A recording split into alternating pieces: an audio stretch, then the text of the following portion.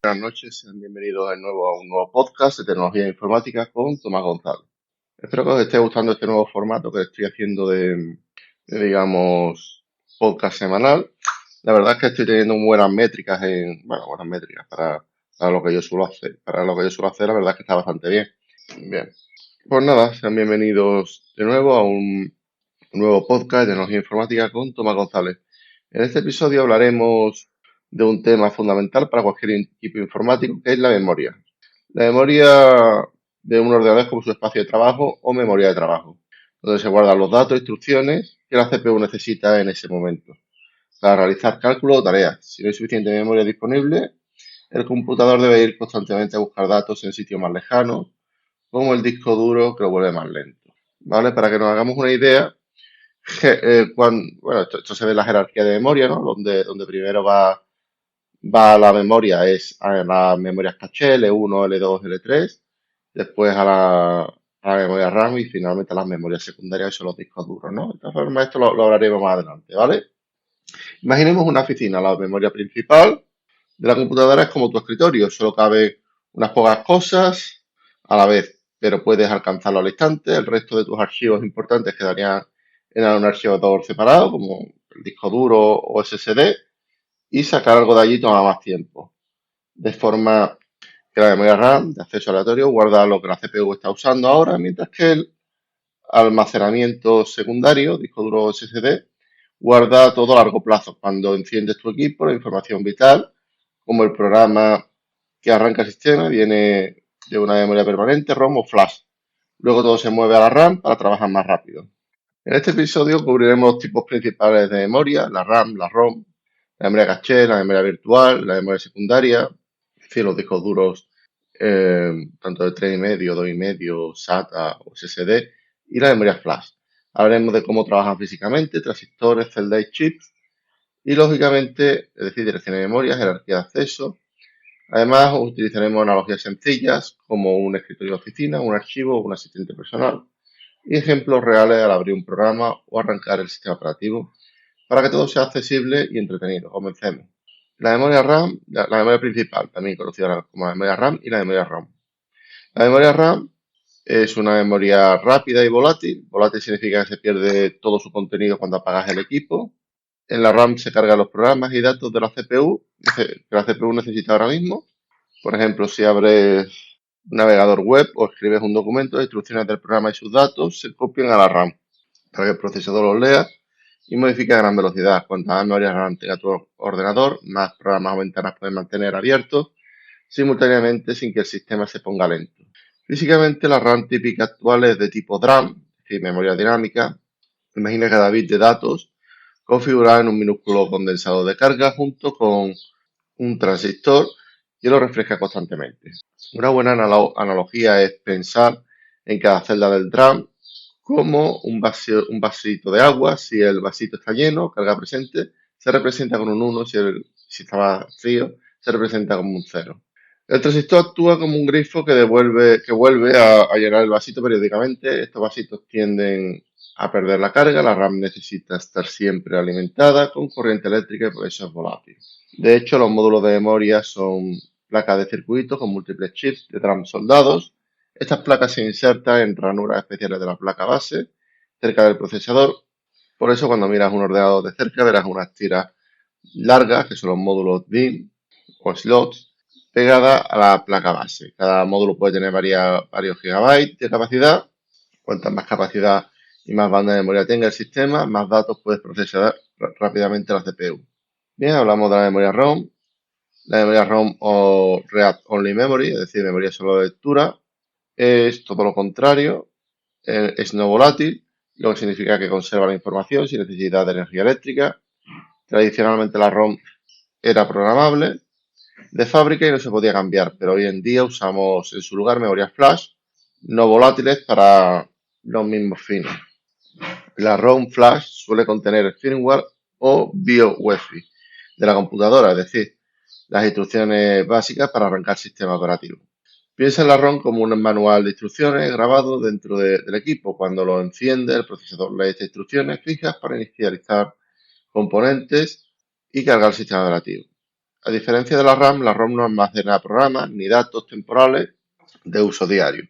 Solo guarda el software esencial que nunca se borra, como el programa que enciende el computador y prueba la memoria y el disco al arrancar. En otros dispositivos, como consolas de videojuegos, microcontroladores, puede haber pequeñas ROM con sistemas básicos. Además, existen variantes como PROM, EPROM y EEPROM, que permiten programar una sola vez o borrarse con métodos especiales. Pero la práctica actual, la distinción es clave. La ROM o flash es la memoria permanente de arranque, mientras que la RAM es la memoria temporal y rápida para ejecutar todo lo demás. Bien, hablemos de la memoria caché. La memoria caché es una memoria no volátil de acceso ultra rápido situada cerca o incluso dentro del procesador. En caso del L1, L2, L3. Su función principal es anticipar y guardar datos e instrucciones de la CPU que se usan con frecuencia, reduciendo el tiempo de espera por la memoria principal. Cuando la CPU necesita leer o escribir datos, primero pregunta a la caché. Si allí no están los datos que busca, si ahí están los datos que busca, puede leerlo instantáneamente sin bajar hasta la RAM. Y si no están, los trae a la RAM o de niveles más lentos. A menudo se guarda una copia en la caché para el futuro. Esta jerarquía de caché mejora enormemente la velocidad del sistema, por eso la caché se organiza en niveles, típicamente L1, L2 y a veces L3. La caché L1 es muy pequeña, decenas de kilobytes, pero extremadamente rápida y suele estar integrada en cada núcleo del procesador. La L2 es más grande, centenas de kilobytes o megabytes y suele ser algo más lenta. Y la L3 es más grande, varios megabytes, compartida por varios núcleos si el procesador no la tiene. Al procesador le interesa sobre todo la L1 y luego la L2 y solo si fallan ambas va a buscar datos en la RAM o más allá. La tecnología de la caché es SRAM, memoria estática, que a diferencia de la DRAM no necesita refrescarse con condensadores. En la SRAM cada bit se guarda en un pequeño circuito flip-flop formado por varios transistores. Esto hace que sea mucho más rápida que la RAM, la DRAM, que la de la RAM, pero también mucho más cara y voluminosa, por eso su tamaño es limitado. Una analogía útil es pensar que la caché actúa como un asistente personal dentro de la CPU, observa qué datos e instrucciones necesitas pronto y los guarda en su bolsillo. Cuando tú los pides, él te los entrega al instante. Cuando tú pides datos a la CPU, vamos, él te los entrega al instante. De esta forma, la memoria caché reduce la latencia general y acelera la ejecución de programas sin que el usuario note este trabajo entre bastidores. Bien, hablemos de la memoria virtual. La memoria virtual no es un chip físico, sino una técnica del sistema operativo para ampliar la capacidad de memoria de memoria aparente. Su objetivo es que puedas usar más datos y programas simultáneamente que lo que cabría en la RAM física, aunque a costa de velocidad. Funciona así: cuando la RAM está casi llena, el sistema operativo traslada temporalmente partes de la memoria, por ejemplo, datos de programas inactivos, al disco duro o SSD, en un archivo especial llamado espacio de intercambio, swap, o archivo de paginación si estamos en Windows. Esto libera espacio en la RAM para que la CPU, CPU pueda procesarla con prioridad. Si luego alguno de estos programas requiere de nuevo esa memoria movida, se le da a la RAM, ¿vale? Es decir, cuando no hay memoria cuando no hay espacio en la memoria caché ni en la memoria RAM, se pasa a la memoria virtual, ¿vale? Imaginemos que tu escritorio está lleno de papeles que no cabe nada más. ¿Qué haces? Quizás mueves algunos documentos secundarios, la caja apilada en el suelo cerca del escritorio. Así la memoria virtual usa todo el almacenamiento secundario, como si fuera una mesa extra. Pero claro, al sacar papeles de la caja y ponerlos en la mesa, demoramos más que si lo tuviera en el escritorio, ya que de la misma forma acceder a datos de memoria virtual en el disco es mucho más lento que tenerlo en la RAM. Aún así, esta técnica permite, por ejemplo, que puedas abrir más aplicaciones de las que tu RAM aguantaría sola.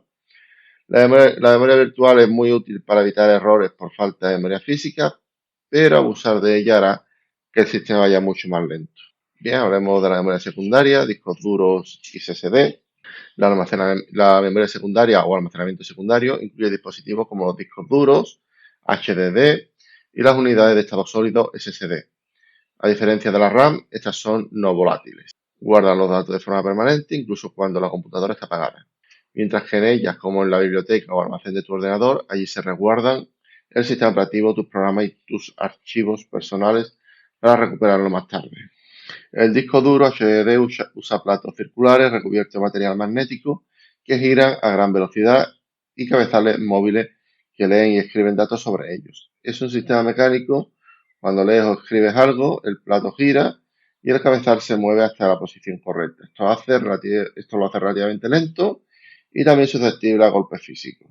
Sin embargo, los HDD son baratos por gigabyte y suelen ofrecer capacidades enormes. Una analogía, un HDD es como un tocadiscos o un archivo físico. Para encontrar algo puedes tardar varios instantes de movimiento en las partes. Bien, hablemos de la unidad de estado sólido o SSD. Usa memoria flash para almacenar los datos en chips. No tiene partes móviles, es totalmente electrónico, por eso los SSD son mucho más rápidos que los HDD. Silencioso y resistente a golpes. La desventaja es que suelen ser más caros por gigabyte que un disco duro magnético. Aunque los precios han bajado mucho en los últimos años, los SSD son comunes en portátiles y ordenadores modernos para acelerar el arranque del sistema y cargas de programas. Piensa que un SSD es como una memoria USB muy rápida y grande. Si bien es un poco más cara, te permite acceder a archivos de forma casi instantánea. En resumen, tanto HDD como SSD son memorias de largo plazo, son mucho más lentas que la RAM, pero su velocidad está bien para tareas de almacenamiento y carga de datos no críticos. Siempre que guardas o abres un archivo grande, estás usando la memoria secundaria. A menudo el sistema operativo copia datos desde aquí hacia la RAM para procesarlo. Bien, hablemos de la memoria flash. La memoria flash es un tipo especial de memoria no volátil construida con semiconductores. Se usa en dispositivos como unidades USB, tarjetas SD, memorias internas de cámaras digitales y en parte en los SSD. Funciona mediante transistores de puerta flotante que retienen carga eléctrica incluso sin energía, por lo que no pierde información almacenada. La memoria flash es rápida para lectura-escritura y no tiene partes móviles, lo que la hace muy robusta para dispositivos portátiles. En la práctica, la memoria flash es la base de los pendrive, módulos de almacenamiento móviles y muchas unidades de estado sólido. Su gran ventaja es la velocidad y la durabilidad mecánica. Por ejemplo, la memoria flash interna de un smartphone guarda el sistema operativo y tus fotos sin problemas aunque apagues el teléfono.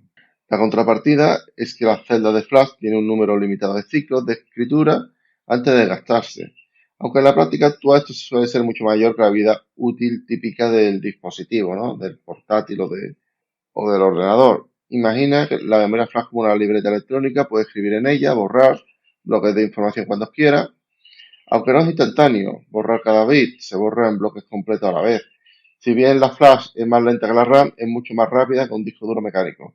Hoy en día hasta los discos SSD usan memoria flash interna con un controlador que simula un disco. Las flash permiten llevar gigabytes de datos en tu llavero o pendrive o en tu cámara. Acceder a ello de una velocidad sorprendente para ser memoria no volátil. Bien, estructura física de la memoria. Detrás de toda la memoria que hemos descrito hay un mundo físico de chips y circuitos. Cada tipo de memoria se construye usando celdas formadas por transistores y otros componentes electrónicos. RAM, en RAM, cada, cada bit se guarda en una celda con un condensador y un transistor, ya que hablamos de la analogía del vasito de agua, el condensador que almacena la carga eléctrica. Esta celda es muy simple, un transistor más un condensador, lo que permite empacar millones en un chip, pero requiere refrescarla cada milisegundo. En un chip de RAM moderno hay miles de millones de estas celdas alineadas en filas y columnas. Cuando el CPU solicita una dirección, la controladora de memoria activa la fila correspondiente y lee los condensadores seleccionados. La SRAM en caché, cada bit se guarda en un pequeño circuito flip-flop hecho de unos 6 transistores. Es más complejo que la RAM, pero no necesita refresco continuo. Al no tener condensador, la SRAM es mucho más rápida y estable para guardar datos pequeños. Por eso se usa la memoria caché de los procesadores. Mientras en cada celda de SRAM, como un portero eléctrico, se mantiene fijo un estado. Memoria flash usa transistores de puerta flotante para guardar un bit. Se inyecta la carga en la puerta flotante del transistor, lo cual cambia la forma en la que pasa corriente. Así se puede leer 1 y 0 sin corriente externa, sin energía la carga queda atrapada hasta que un voltaje más alto la borre. Es similar a un pequeño capacitador encerrado, mantiene su información por años, pero para cambiarla se usan operaciones especiales por bloques completos. Los discos duros HDD y cinta magnética, aunque no son chips de silicio, también son memorias, solo que magnéticas. En un HDD, las celdas de memoria son sectores pequeños sobre el plato magnético leídos por cabezales. Se hace de forma secuencial, moviendo físicamente esos cabezales y girando los discos. En las cintas, como respaldo de datos, se usa una cinta magnética que lee y escribe secuencialmente. Estos componentes DRAM, SRAM, flash, etc., se fabrican en chips de silicio con complejos procesos de litografía. Un chip moderno contiene millones, incluso miles de millones de transistores interconectados. En un PC los chips de RAM vienen soldados en módulos DIMM que insertamos en la ranura, en un teléfono o tarjeta SD. Los chips flash vienen integrados en la placa o encapsulados. Por último, hablaremos un poco de los buses y direcciones. Los chips de memoria se conectan a la CPU a través de líneas eléctricas llamadas bus de datos y bus de direcciones. El bus de direcciones define a qué celda queremos acceder y el bus de datos lleva la información de ida y vuelta. El número de líneas determina cuánta memoria se puede direccionar y cuántos bits se mueven a la vez. Direccionamiento y jerarquía de memoria. Llega el momento en el que debemos pensar en cómo la CPU sabe dónde están los datos, cada posición de memoria, sea la RAM, el disco virtual, etcétera, tiene una dirección numérica única. Es como si cada casilla de nuestro gran archivo tuviera un número. Para leer o escribir, el procesador envía esa dirección por el bus. En la mayoría de las computadoras modernas se usa direccionamiento por byte. Cada número de dirección apunta a un byte de 8 bits. Así, si la CPU quiere leer 4 bits de datos, hará una operación en cada dirección o a veces lee en ráfaga varias direcciones seguidas. Si eres programador, piensa que en la dirección de memoria como el valor que guarda un puntero en lenguajes como C o C++. El puntero Ese puntero es en realidad un número de dirección donde se inicia una variable o estructura. Si cambias el puntero, apuntas a otra dirección, igual que cambiar la dirección postal de una casa. Todo lo que hace un programa en memoria es mover estos punteros y leer y escribir en ella. En el sistema operativo moderno existen las direcciones virtuales y físicas. Cada programa ve su propio espacio de direcciones a partir de cero. Y por debajo el hardware, la unidad de gestión de memoria o MMU traduce estas direcciones virtuales a direcciones físicas reales en los chips de RAM. Así, dos programas pueden usar la misma dirección virtual y tener contenidos diferentes sin interferir. Esta abstracción es clave para la seguridad y estabilidad. El sistema operativo decide dónde reubicar cada programa y memoria real. En la memoria real. Ahora pensemos en la jerarquía de memoria que ya hemos tocado en parte, que más rápido o corto alcance o más lento o gran capacidad suele ordenarse así. Registro de la CPU son la memoria más rápida de todas, son minúsculos, una decena de bytes y están dentro del procesador mismo. La CPU los usa para cálculos inmediatos. Caché L1, L2 y L3, como dijimos, están muy cerca de la CPU, a veces dentro del mismo chip y funciona como la memoria intermedia de alta velocidad. Son volátiles y su tamaño va de kilobit o pocos megabytes.